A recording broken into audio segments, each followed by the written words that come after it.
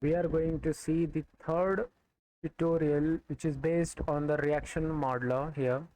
And the third tutorial talks about the two-step reactions. Earlier, we have completed the chain reaction, cross-linking reaction, and now the two-step reactions. So as the name suggests, it's a two-step reaction, which is we are going to do the simulations for it. So let me tell you or to showcase what we are going to do in the first step or in the first reaction. As you can see, the initial reaction, the monomer 1 and the monomer 2 are going to react and form a new molecule. Let's say name it as a monomer 1, and that monomer 1 will be utilized as a precursor for the second step reactions, and another one more monomer will be utilized along with the molecule or the product from the previous or the initial reaction, that will be utilized in the second step reaction to form the final product. Uh, to make it more clear, you can see this particular picture where it is showing how this reaction is going to take place for the two-step reaction. In the initial reactions, we have the two monomers available here. As you can see, monomer M1 and M2, which will react together to form this particular product. We are naming it as A. And if we didn't have, or if we didn't wanted to go for the two-step reaction, we would have completed, and this would have been our final product, and one water and the water molecule, twice of the water molecule would have been released. But since in this particular situation we want our reaction to be taken further with the help of the methanol here as a M3, and this will be our final product, and again water molecule will be released in this particular two-step reactions. So the first and the foremost thing is to generate the 2D model of these monomers. So first thing, we are going to create these monomers of M1, M2 and M3 initially, and will provide the reactive points and the symmetry points and the reactive conditions as we have discussed in our previous cases. Once we arrive or we generate our product from the initial reaction, which is we are naming it as A, and then that will be utilized again for the second step reactions. Once the M1 and M2 will react to form the product molecule A, and that will be utilized along with the M3 monomer to make our final product. So this is the idea that we are going to follow here, and the steps required for to do the two-step reactions I am going to cover here. So let's just start. So again, this is the parent directory, the reaction where we are working. So we have to create another parent directory inside the main directory.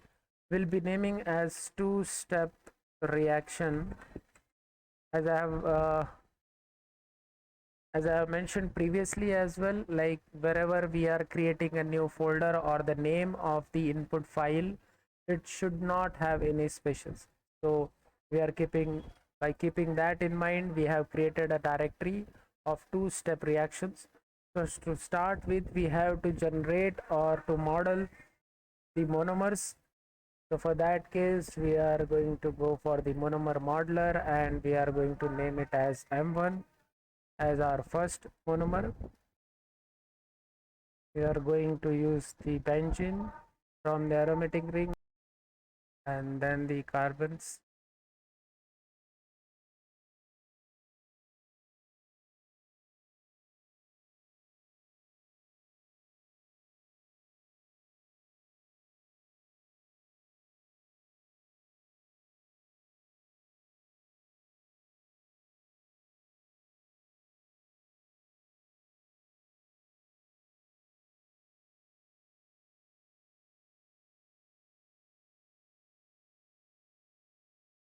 We have modeled our the first monomer. Apply the force field. We'll do the molecular mechanics calculations. Once this is done, we can do the molecular orbital calculation, and these are the extra excess charges are there. We can set it. M1 is ready. Next is the M2. Again, we'll go in the monomer modeler, and again we are going to model it.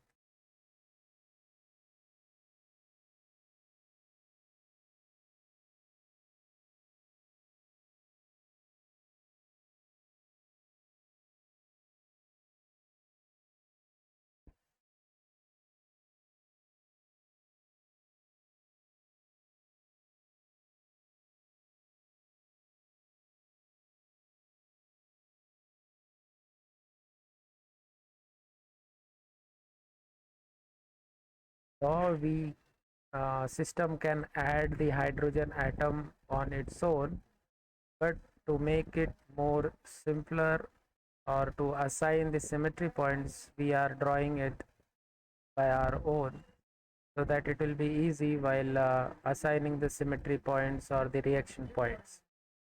So we have modeled this one as well. Again, we are going to apply the force fields.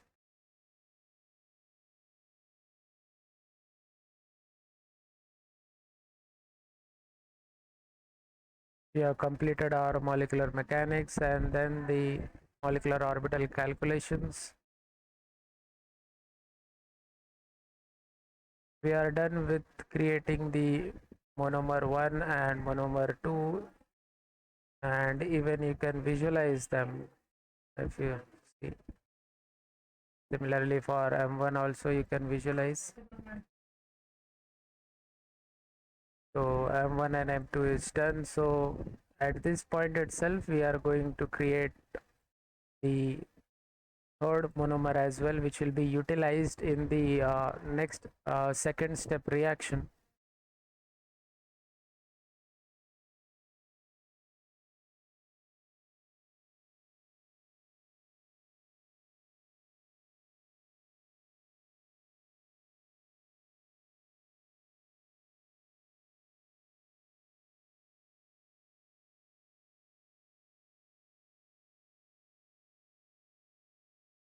So we have modeled our molecule as well, methanol. We'll apply the force field.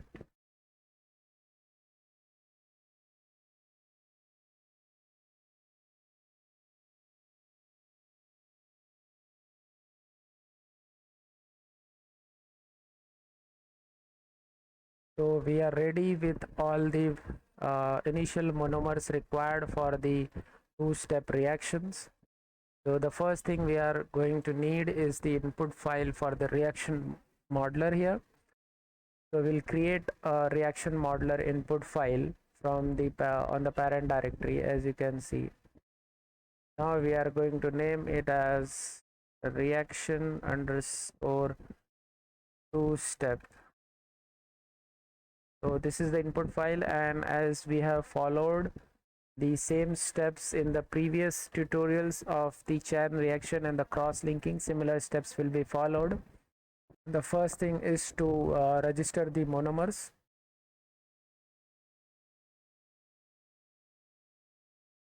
So the first monomer we have registered.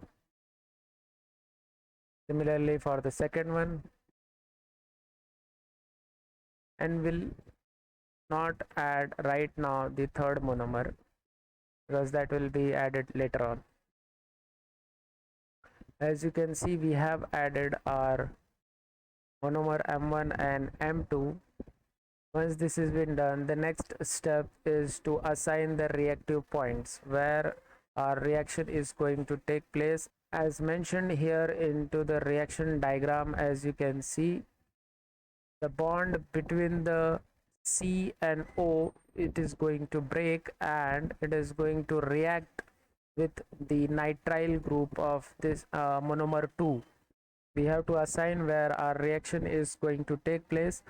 The bond between the C and O is going to break and going to react with this nitrile group of monomer 2. So to make it happen, we have to assign or tell the system, these are my reaction points. So we have to select this reaction points 1 and 2. So I'm selecting, since there is a symmetry, so we are making it as similar reaction points, and for this is the 2. So this is the reaction point for the monomer 1. And similarly, okay, before moving ahead, since we are going to do the two-step reaction, allow the same reaction number for different monomers. This particular option will be required in two-step reactions. So this we have done for the monomer 1 and for monomer 2 as well. Since we are going to break this particular bond, so we are going to assign the reaction point for this as well. So we are going to make it as 3, and similarly this one is 4. As you can see here in the similarly, so 3 and 4. So we have assigned our reaction points for both the monomers. The next step is to assign the symmetry points. So for that case, so we'll start assigning the symmetry points for the monomer 2. So this is first and second,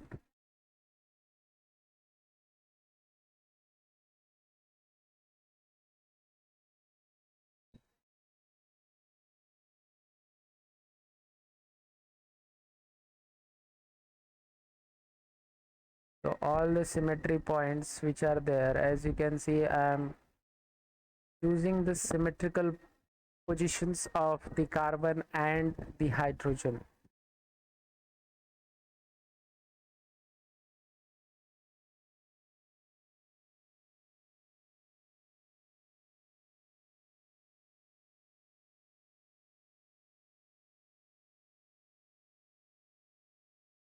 So we have assigned all the symmetry points into the monomer 2.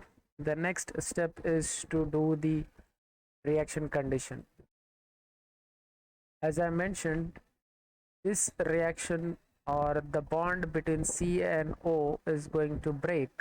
So the first condition or the reaction condition is to break this bond of 1 and 2. So for that case, we'll proceed in the same way.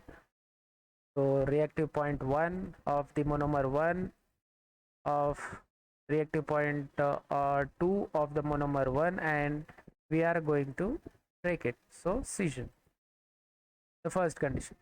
Second is to break the bond between 3 and 4. So this is the second condition that we can do. M2, 3, M2 and 4, and will proceed with the scission. So we have broken the bond 1 and 2, 3 and 4. Now we have broken the bond. Now we have to tell the system where to connect with. So this one reactive point 1 of oxygen is going to react at this particular hydrogen atom. So this oxygen will react with this hydrogen to make a hydroxyl group. So for that case, what we have to do is take the monomer 1 of reaction point 1. It should be connecting to monomer 2 of the reaction point 4. And now the condition, we want to make it connect. So for that case, we are assigning the threshold distance and the probability, and we are keeping as it is simple. And similarly for the this reactive point 2 is going to react with the this particular nitrile group of reactive point 3. So again we are going to do the same. Choose the monomer 1 of reactive point 2, monomer 2 of reactive point 3 is going to connect. So again we are using the same conditions. So this is the first, or the initial reaction steps are been completed. First we added the monomer 1 and 2 assigned the reactive points, then the symmetry points, and thereafter the reaction conditions. We broken the bond and tell the system how to connect it. Once this is done, we can click on the reactive generation. Once we click on it, as you can see, we have generated the possible reaction which is going to take place. As you can see here, whatever the reaction point 1 has been reacted to reaction point of 4 by breaking the bond between 1 and 2. This reactive point 2 has been connected with the bond reactive point 3 of the monomer 2. Similarly here, the next step has been again followed for the other side of the monomer 1 with the another monomer of the monomer 2. So now we are going to use this particular again reacted molecule or the product as an input in the pre-reaction tab, since we have monomer 1 and 2. Okay, suppose if it was a normal chain reaction or cross-linking reaction, we would have gone for the force field application and the generation of the input file, and followed by the optimization and cross-linking or the chain reaction conditions with the help of the VSOP engine. But here we are going to be using this particular input file output file as an input for the two-step reaction. Go to the pre-reaction and click on the two-step reaction setting. Okay, so this is the molecule that we are going to use it, and it has its own reactive points been assigned previously that we had, but now this is going to be added as an input for the second step reaction. For that case also we have to make sure the new reaction points are assigned, otherwise it will clash with the previously assigned reaction points. So for this case, as you can see, the reaction point 1, 2 and 3, 4 which we have assigned here. Okay, so the for that case we have to change this particular reactive point 1 to some other reactive points, and the 4 to some other one. So for that case, what we can do, the available reactive points are available over here. So the reactive point 1 will become 5 and reactive point 4.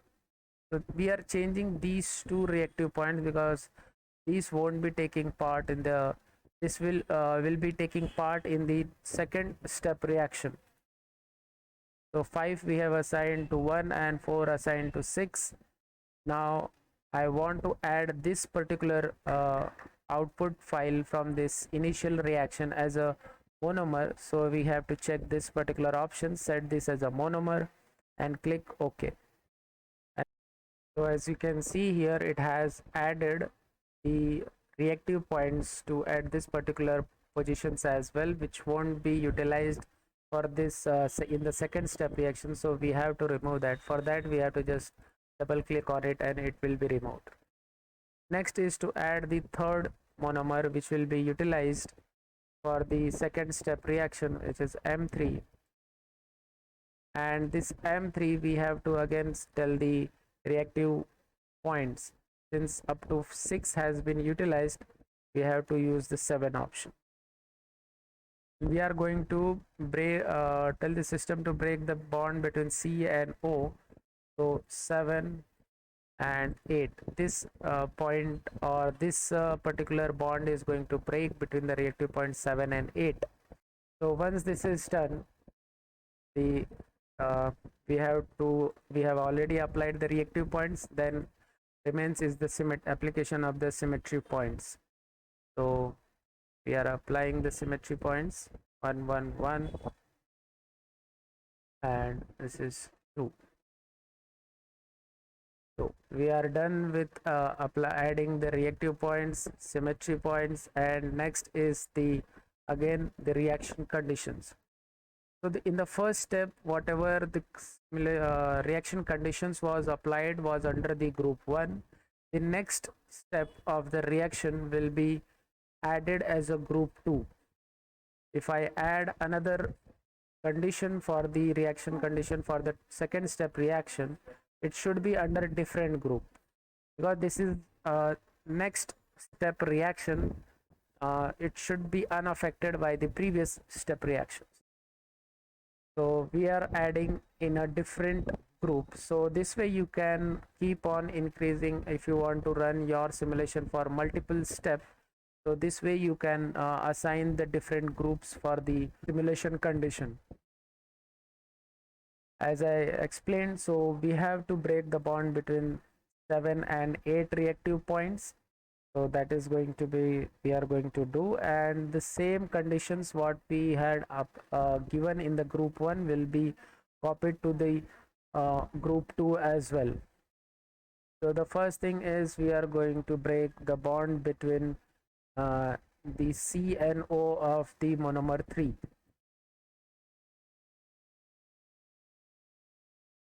And we are going to scission it. So the first one is done, and in the next step as well, now we have to break the bond between 5 and 6 again to make the second step reaction take place. So again we are going to add it, another condition in a group 2 of our product, 5 and 6. Again we want to break it.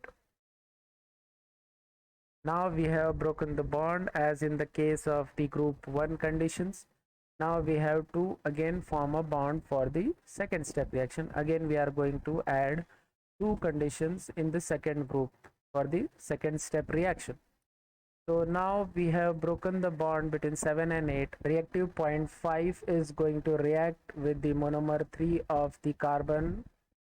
So we are going to make it as connect, same conditions which will be followed from the group 1, and again the 6 reactive point, this particular hydrogen is going to react with this particular oxygen of the monomer 3. And now we are done with the adding the condition for the second step reaction for the 2-step reaction. Once this is done, we can click on the reactive generation, and it will ask you whether you want to react continuously or reaction after clear. So we want to clear the previous reaction which has been done, so that everything can be run again without the previous availability of any molecule which has been generated. So we are going to select the reaction after clear, click on the run, and it will say the newly reacted monomer is generated. So as I said, so we want to delete all old reacted monomers and force fields. Click on OK, and it will generate the monomers for you. These are the post reaction, or once the reaction will complete, these are the products will be generated. So now we have applied all the conditions which are required for the 2-step reaction in the initial step reaction and in the second step reaction as well. The next thing is to apply the force field here, and we are going to apply the trading force field similarly as I have mentioned. As you can see, the charges on each and every system can be visualized from here. And the next step is left is to create a input file for the 2-step reaction. So we are going to go into the polymer sections, where we'll be adding the number of monomers or the molecules which will be required for this particular which will be required as a 2-step reaction in the input file. So we are going to add 20 molecules of each initial monomers. Once we have added the number of initial reactant for the 2-step reaction, and we can even choose the boundary conditions. So as in the previous cases, we can choose it. So in this particular situation, let's make it as a 50 angstrom in all directions, or we can define the density as well depending upon the requirement, and then we can hit on to create the input file for the two-step reaction. As you can see, we have added the number of the precursors monomer 1, 2 and 3 into the simulation box. As in the previous cases, to run any reaction condition or the reaction modeler, we have to optimize our simulation box first. So for that particular situation, what we can do is we can optimize its energy, its density, and thermodynamically we should have the optimized simulation box. So for that case, okay, so before moving ahead for the optimization condition, we have to make sure that reaction flag is off. To turn off the reaction flag, we have to go to the UDF file. This is the UDF file of the input file that we have generated here. As you can see, the reaction flag is 1. We have to turn off. Now we are good to go with the thermodynamically optimization of our simulation box. So for that case, we have an option available here as amorphous. So in the amorphous creation, multiple steps are being performed to relax or thermodynamically relax the system. And so these are the steps will be followed. We will use the default conditions, and the engines will be using as a VSOP. If you are using the other engines, you can just directly go on to select the number of parallel cores utilized for the simulations and number of structures to create. But if you are using the VSOP engine, you must click on the load so that it is able to load all the input data in the simulation file that you have created. So once it is loaded, you can assign the number of structures to be generated and number of cores to be utilized for your simulations. Once this is done, you can click on to execute, and it will execute the simulations for the these 5 steps. First, constant volume relaxation, compression, NV, after compression, relaxation, affine deformation, and then it will create a thermodynamically relaxed simulation box for you, and will use that particular simulation box as a input file for the two-step reaction to proceed further. So we'll wait till it generates the amorphous file or the thermodynamically relaxed simulation box. Once the amorphous structure generation has been complete, it will pop up a number of successful creation. 1. Click on OK. The file creation was completed. It will prompt up, and as you can see on the tab 6, click on to calculate, and it will calculate a one structure for you, having the density, pressure and the radius of inertia, half cell, stress, strain in all stresses in all the excesses is been generated. And once this is done, you have to just select the select the structures that is been generated right now and click the save button, and it will be saved under the directory of create amorphous. Once this is done, click close that, and under the reaction 2 step here, as you can see, the create amorphous structure has been generated, and this particular simulation cell is thermodynamically relaxed. The next step remains is to allow the reactions to take place. For that, again we are going to go into the UDF editor file and enter the reaction flag, make it as active. Now the reaction flag is active. So once this is done, we can again come back to COGNAC modeler and then go to the simulation condition settings here. As you can see, from here we can set the number of total steps and the output interval.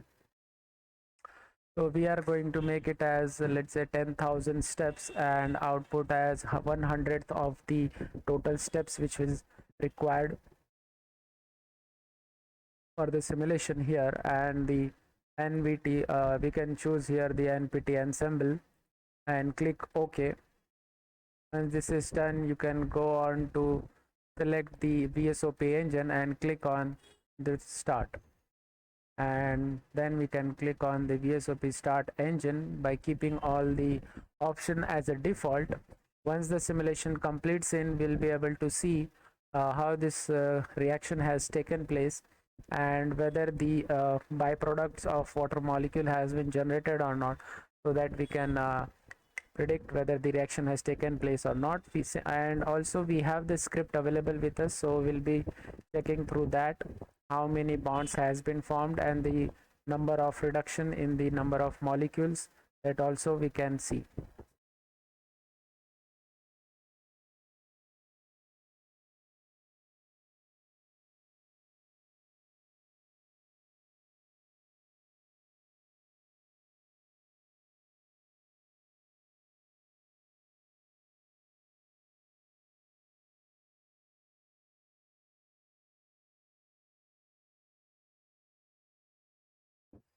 So once the reaction completes it, so we can see the output file available here, and to see the number of type of the molecule available here. And as you can see in the non-target tab, various molecules has been generated here, and to see the percentage of the cross-linking, percentage of the reaction which has been taken place here in this particular simulation, we can use this particular script to see how many reaction has been taken place. And as you can see, the number of molecules has been decreasing up till 30, since the molecules has reacted with each other to form a bond, and it means the two-step reaction have taken place. And to make it more clear, we can turn off the boundary condition, and as you can see, the water molecules has been generated after the second step reaction and can be visualized here. So this is how we do the two-step reaction, by applying the conditions for the initial step and the second step conditions. Thank you.